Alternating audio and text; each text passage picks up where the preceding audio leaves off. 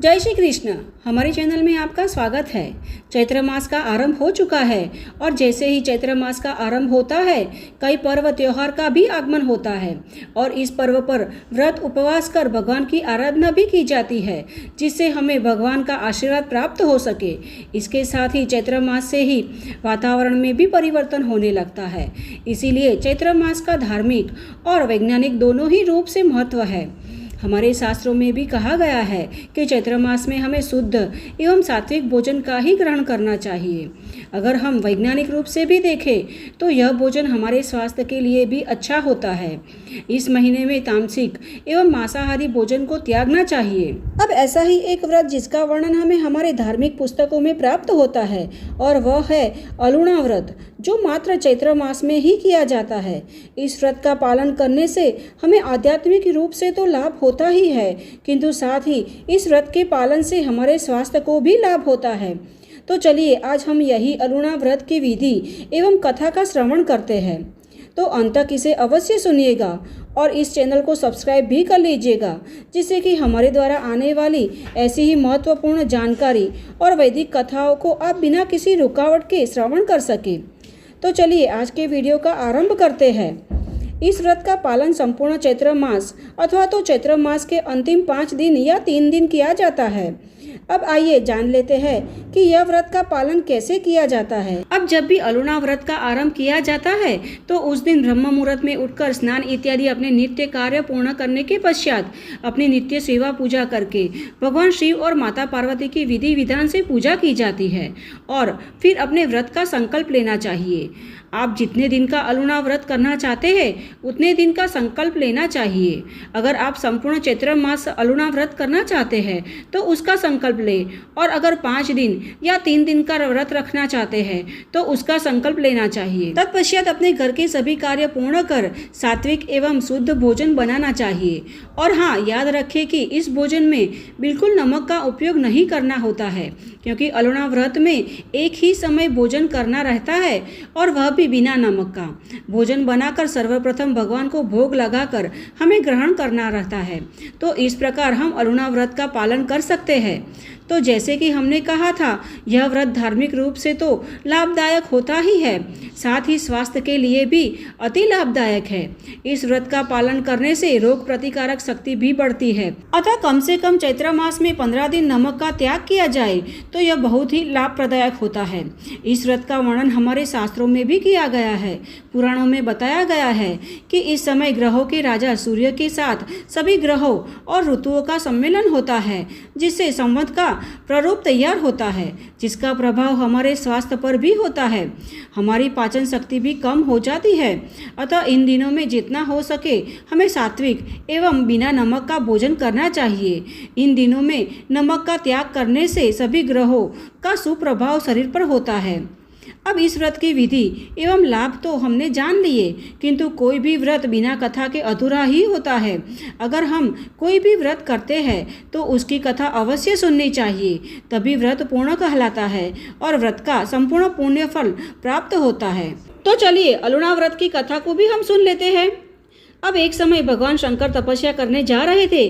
तब माता पार्वती ने कहा, नाथ आप तो तपस्या करने चले जाते हैं, परंतु आपके जाने के पश्चात मैं तो इस निर्जन कैलाश पर अकेली ही रह जाती हूँ। आपके बिना मैं कैसे रह सकती हूँ। तब भगवान शंकर ने कहा, हाँ देवी, आपने बात तो ठीक कही है। अब आप अकेली नहीं रहेंगी। मैं आपको वरदान देता हूँ कि आप जब चाहे तो संतान उत्पन्न कर सकती है। जब भी आपको अकेलेपन की अनुभूति हो तो मेरा स्मरण करना, अतः आपको 2 संतान होंगी। अब भगवान शंकर को माता पार्वती को वरदान देकर वन में तपस्या करने के लिए चले गए, किंतु उनके पीछे माता पार्वती को अकेलेपन खाए जा रहा था। इसीलिए शिव के वरदान के अनुसार उन्होंने अपने दाहिने अंग के चंदन लेप से गणपति और बाहिने अंग से ओखा को उत्पन्न किया। अब ओखा और गणपति दोनों भाई बहन साथ खेलने और खुशी से रहने लगे और उनके साथ अपना समय व्यतीत करके माता पार्वती भी प्रसन्न रहने लगी। अब एक बार गणपति और ओखा दरवाजे पर पहरा दे रहे थे और पार्वती माता स्नान करने चली गई और इस ओर भगवान शंकर तपस्या कर रहे थे। तभी अचानक नारद जी वहां पहुंच गए। नारद जी ने कहा, भगवान आप तो बहुत भोले हैं। तब भगवान शंकर ने पूछा, क्यों नारद जी, ऐसा क्यों कह रहे हैं। अब नारद जी ने कहा, प्रभु यह कितनी आश्चर्य की बात है कि आप यहाँ तपस्या कर रहे हैं और वहाँ देवी पार्वती ने 2 संतानों को जन्म दिया है। अब यह कितने आश्चर्य की बात है। अब इतना कहकर भगवान शिव तो प्रणाम कर कर नारद जी चले गए। अब नारद जी की बात सुनकर भोलेनाथ अभिभूत हो गए और क्रोधित होते हुए उन्होंने सीधे घर की ओर प्रस्थान किया। सिर पर जटा, गले में सर्प और हाथ में त्रिशूल। अब ऐसा स्वरूप देखकर ओखा डर गई और लवण पात्र यानी बड़े से नमक के डिब्बे में जाकर छिप गई। लेकिन गणपति बोले, तुम कौन हो? तुम यहाँ क्यों आए हो? बाहर ही खड़े रहना, मैं तुम्हें घर में नहीं आने दूंगा। अब यह सुनकर भगवान शिव क्रोधित हो गए, परंतु फिर भी उन्होंने गणपति को समझाने का अत्यंत प्रयास किया। फिर भी गणपति महाराज जरा भी समझ नहीं रहे थे। तब भगवान शिव और गणपति का आमना सामना हुआ और एक दूसरे से अनजान पिता पुत्र के बीच में भयंकर युद्ध छिड़ गया और क्षण भर में क्रोधवश भगवान शिव ने त्रिशूल उठाया और गणपति के शीश को धड़ से अलग कर दिया। अब जैसे ही माता पार्वती को इस बात का पता चला तो वह तो जोर जोर से रोने लगी और विलाप करने लगी और जोर जोर से चिल्लाने लगी कि मेरे गणपति की ऐसी दुर्दशा किसने की है। अब देवी पार्वती के मुख से यह शब्द सुनकर भगवान शिव अत्यंत आश्चर्यचकित हो गए कि गणपति उनका ही पुत्र है।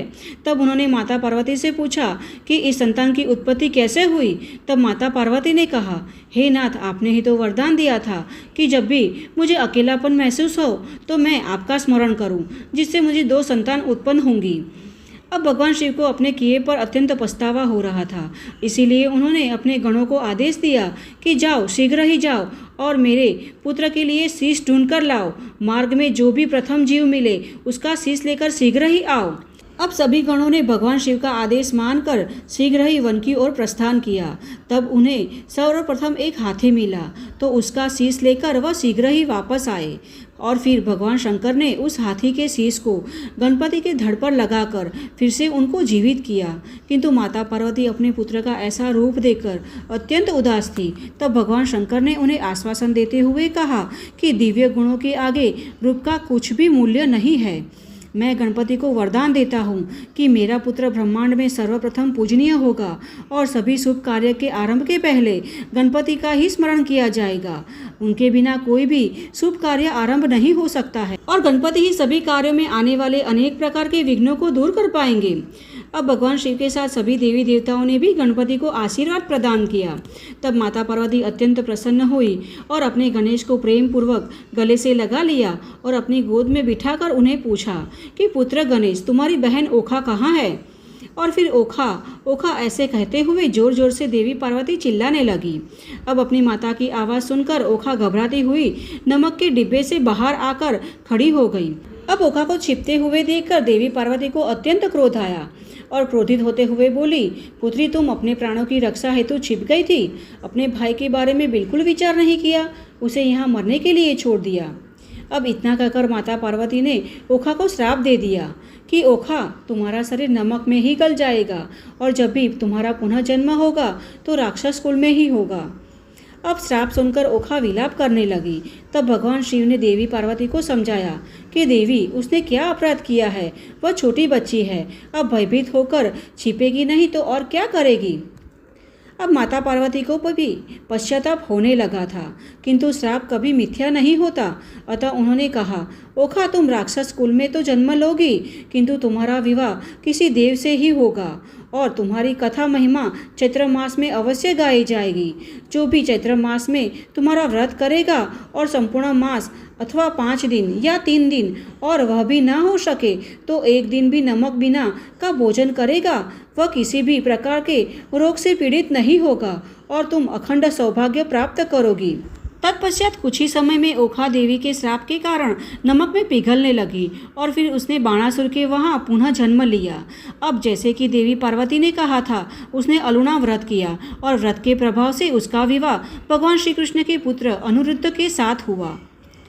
तो यह है चैत्र मास में किए जाने वाले अलूणा व्रत की विधि और उसकी कथा।